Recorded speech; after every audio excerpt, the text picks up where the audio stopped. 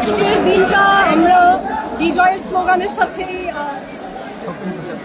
আমি উদযাপন করবো না, স্মরণ করছি, শ্রদ্ধা জানাচ্ছি এবং প্রতি পদেই মনে করছি বাংলাদেশ জিন্দাবাদ।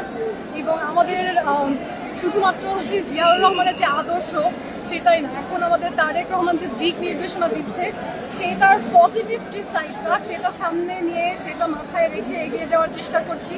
এবং আমি বারবার বলি, এই যে দিনগুলোতে আমরা ফুল দিতে আসছি, আপনারা সাংবাদিকরা অনেক সময় ভাইরাল করেন যে আমরা ধাক্কাধাক্কি করে ফুল দিচ্ছি, বাট আসলে এখানে মানুষের কতখানি ভালোবাসা কাজ করে দেখেন। যে ভালোবাসাটা আসলে একজন নাগরিক হিসেবে যে কোনো রাজনৈতিক আদর্শ সবকিছুর ঊর্ধ্বে। আমি মনে করি যে একেবারে বাংলাদেশের সৃষ্টির শুরুতেই যেই রূপকাররা ছিলেন জিয়াউর রহমান তাদের মধ্যে অবশ্যই অন্যতম।